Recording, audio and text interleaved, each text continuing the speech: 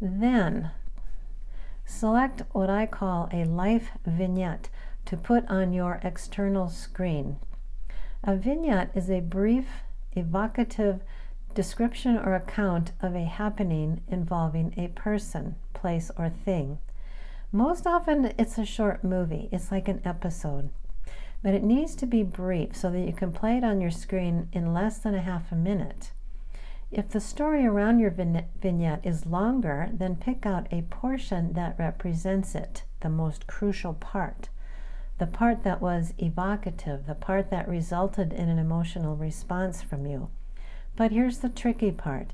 If you think this vignette is going to reactivate you, take you back to that experience, or give you horrible feelings, adjust this screen first. Shrink it. Shrink it in size. This is highly effective. Make it black and white. That works well. Turn the volume down. Change any voices to a higher pitch or a slower cadence, or even speed it up. Add some yucky or comical music and play around with this. Use all your controls to find the changes that reduce the emotional charge to this vignette. You'll likely find 1, 2, or 3 of those controls or knobs that really work for you. Then play the vignette movie, stopping it at the end. In part 4, there will be more about the content of this life vignette. Now, on your internal screen, the other screen, you are going to find your truth about the situation of the life vignette. This sounds easy, but it is not. I will be going through the criteria for your truth in part 4. You can also adjust this internal screen to make it even more substantial so that you fully and completely feel and embody your truth. Enlarging the screen is effective. Make it an IMAX for the most immersive experience. Enhance the colors, add beautiful music, make it warm and inviting, turn up the light and the love. Again, we'll skip the details of the content right now so you can learn this process first. Now, you have your safety bubble, you have your 2 screens situated exactly how you like, with the external vignette on one screen and your truth on your internal screen. We're only to step 2. That was the hard part, so you can relax. In this step 2, you're going to compare the screens. That's pretty easy. Look at both of them and compare the internal to the external. While your truth always remains 100% true for you, you might find some truth on the external screen, or some of the external aligns with your truth. Can you find truth in half, or say 50% of what's on the external? For example, if someone criticized me saying I'm a confident old woman, I'd have to say half of that is true. I am an old woman. The other part that's not true is I'm not confident, at least not all the time. Another example is there 20% truth in the external? I can't think of an example for this right now, but it might be clear that I agree with very little of what's on the external screen. Just a little bit is true. Or are you suddenly faced with an external that is 90% true for you?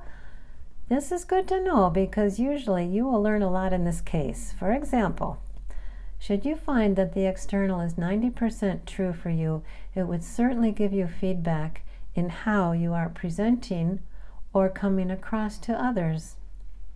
90% true usually leads to an aha moment, as in, yeah, it all makes sense now. Or 90% true can also lead to an AFGO, which stands for another effing growth opportunity. An AFGO is when you are about to learn something about yourself in a painful way.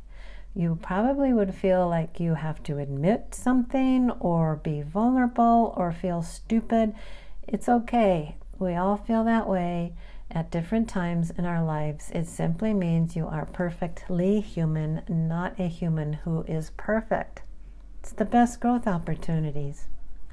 If you do not receive the valuable information that comparing the two screens provides, then you'll never grow and evolve in life. Okay, the third step is to decide whether or not to express yourself. Now you know where you stand on the inside and what stands before you on the outside. Now you get to decide, do you want to respond to anyone regarding the vignette at hand? The first step in this decision is to honor yourself by giving yourself permissions. Permission to take all the time you need. Permission to give yourself space, physical space, so that you feel safe and you are able to fully connect and engage and function. And if you want to gather more information about any aspect at all, allow yourself to do just that. Honoring yourself will result in you knowing why you want to respond. Do you want to respond to serve yourself, or to serve the other person, or to improve the human lot? You'll also know how you want to respond, and finally, when will you express yourself? Sometimes it's a matter of promising yourself you will wait for a window of opportunity when the time is right. Note that not responding is a response, and not really a favorable one. For example, if I ask you if you want to go to a movie because I really want to go to a movie with you, and you say yes, I'm thrilled. If you say no, I'm sad. If you give me no response whatsoever, I feel rejected and disrespected. It does a lot more damage. If you have decided to express yourself and respond, you get to fourth step, speak your truth. Get that throat chakra ready. Will this be a difficult conversation? If so, you want to prepare. You can research preparing for a difficult conversation or find one to help you if you want. Sometimes, again, it comes down to language and languaging. When speaking your truth, there is no need to justify or explain your feelings or your truth. When a child says, "I'm afraid," you shall not tell them there is nothing to be afraid of in an attempt to negate their truth, that they have fear. I don't have to tell you that you never need to apologize for your truth, right? Never apologize for how you feel or what's on your truth screen. You can express your wishes or preferences. You can say what you are willing to work on, or offer areas in which things are negotiable. You can also state what you absolutely will not tolerate. Again, much of this comes down to language and languaging, and you might want to find someone who can loan you some good lines to have in your repertoire. Listen to others talk, especially those who you admire. If you hear a good line, write it down, practice it, use it. Lastly, you can, step 5, repeat this process as needed at any time. Start out practicing on scenarios that have already happened. Say, like when you're in bed, you're ready to go to sleep, just practice it on one. Pick one from the day. The more you do this process in hindsight, the more you will learn what your truth is, and the more you will become that beautifully unique individual that you are. And you will get better and better at the process itself, so that one day you'll be able to do this in real time, meaning you'll be one of those special people that other people will witness and go, wow. You'll be looked up to and emulated. You will not only realize your potential, you will achieve it and surpass it.